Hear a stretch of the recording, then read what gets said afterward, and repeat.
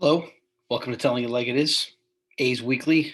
We skipped a week last week, but different venue here. I guess I really can't go upstairs in the office. I'm breaking in my new puppy, Rosie, so we got to stay down here so she can scatter around, get used to the other doggies. But A's had an excellent week, and a couple of things from 2 weeks ago. One, the controversy about the A's minor leagues with the food preparation there, the horrendous meals. Here on Telling It Like It Is, we do criticize, and the A's have done this kind of thing before. We still have the stadium toilets exploding and things of that nature. And we didn't pay our minor leaguers last year. This is not a shock to anybody who follows the A's. This kind of stuff happens. As Rosie enters the room here, she's down by the feet. But overall, A's had a great week. So let's talk about that. And it's not from the usual sources either. This week, Elvis, last week and a half, Elvis has really picked it up. And Chappie's even jumped into the fray the last couple of weeks. So all this being done without Ramon Laureano, and which leads us to some questions. And all of a sudden, there's a rumor mill out there about Trevor Story coming to the Oakland A's. Now, if we go and get Trevor Story, somebody's got to go. So if you think about it, we might be able to get him in a three-man rotation between second and short and have him or Elvis play second and spell Jed, because Jed is not as good a defender as either one of them. And I'm assuming either one of them could do a solid job at second base. But we do need Jed for his bat and his consistent, good approach at the plate. So it's going to be very interesting to see. If we get in on a Trevor Story sweepstakes, I think he is an upgrade over almost all of our hitters, with the exception maybe of Olsen. Somebody's got to be let go. And I don't know, again, how much we have Moreland signed for, but there'll be somebody that's going to have to drop by the wayside. And that'd be a tough choice. So right now, our weakest player is our backup catcher, but as you know, you can't get rid of the backup catcher. It's very important. Plus, he plays a couple of days a week, day games after night games, a lot of times, etc. So it's going to be really interesting. But the A's had a great week. We took 3 out of 4 from the Royals after that brutal game where we're up 1-0 and all of a sudden exploded on Montas. But we've gotten some good pitching. Bassett pitched well. It wasn't easy for him, but he fought through yesterday. Bullpen's been pretty solid. Diekman's given us some scary moments a couple of times, as he always does.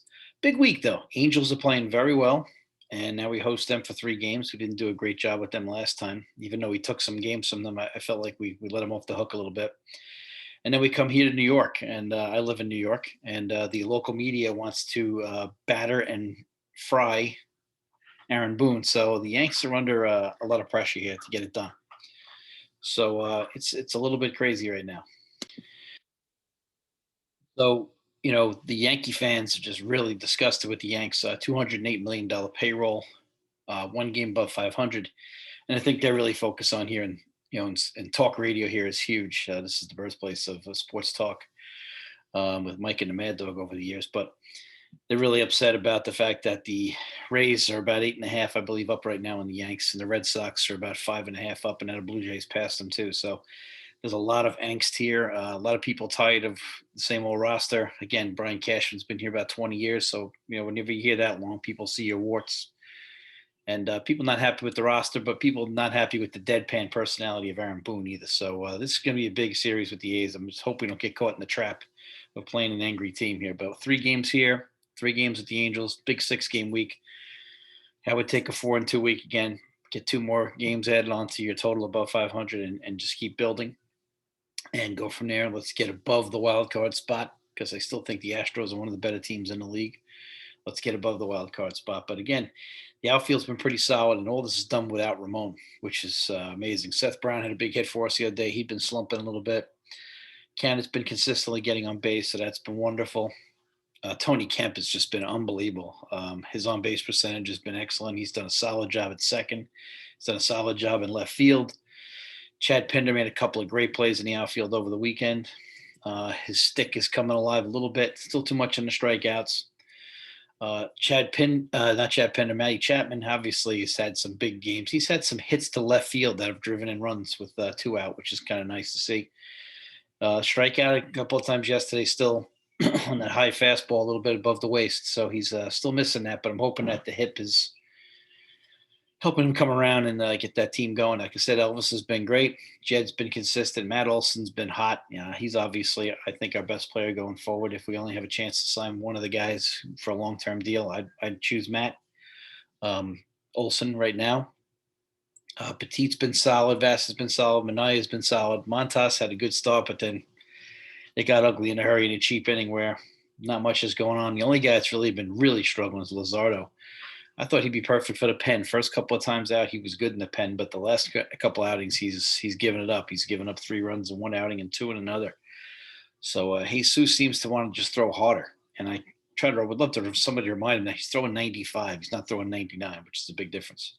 So trying to throw harder and never using your breaking pitches with 2 strikes, which is what most of the A's hits they allow seem to be these days, 2-strike hits. We're just, we're giving up those hits in those situations. So it's been interesting, but a great week for us. But I'd like to see us get to 4-2 this week and do a solid job going forward. That could be something that would really be great if we could do that.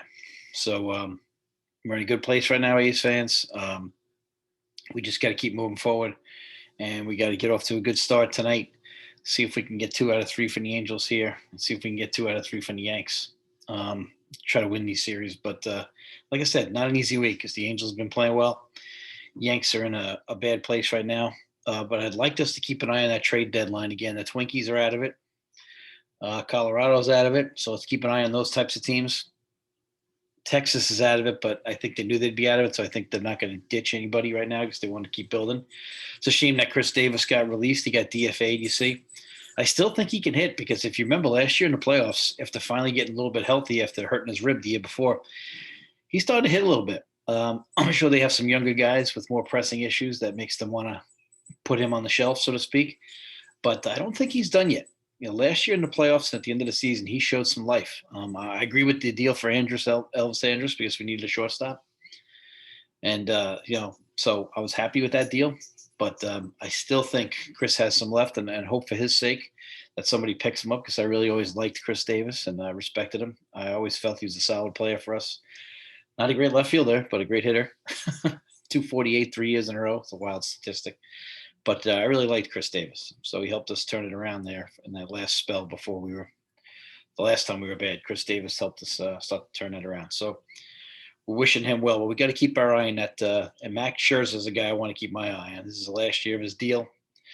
To rent him for a couple of months is the kind of guy we need in the postseason. We do need a horse in this postseason. So that would be somebody that I'd really like to keep my eye on. Keep my eye on Trevor Story as well, but really even more so Max Scherzer. You see Nelson Cruz is still hitting home runs, but we really don't have anywhere for him. We can't really pick up another DH. I guess we could, but that'd be like a logjam. So we have to see, but definitely keep your ears and eyes open. See what the Pirates have to offer. Those teams that are going to bag it early. Remember, last year every team lost money, so teams are going to be willing to bag it on these guys who's the end of their deals. Guys that are going to be free agents and guys that they can maybe save a couple of million on here or there. If the A's are willing to take a couple of million, which those pictures of that minor league meal don't make me think that, but or they're not paying the minor leaguers last year, but we have been in the rumors mill for Trevor Story, so obviously something's going on. So we need to definitely look out for that. We need a horse and we need another bat, and you could always use some more bullpen help. Rosenthal, I don't think that's going to happen. I'm hoping that Puck and Luzardo would fill the mold, but Puck can't stay healthy, and Jesus is struggling. Hopefully he'll figure it out because he has good enough stuff to help us in the bullpen, and he's a lefty, which we cherish. So we got to hang in there with him. We got to see if we can get him right. He's getting ahead with 2 strikes, but not putting anybody away. We got to find out how we can put people away with 2 strikes. So again, let's go for 4-2 this week. Let's keep the Yankees cold, and we got to beat this hot Angels team. So we'll catch you next time on Telling It Like It Is.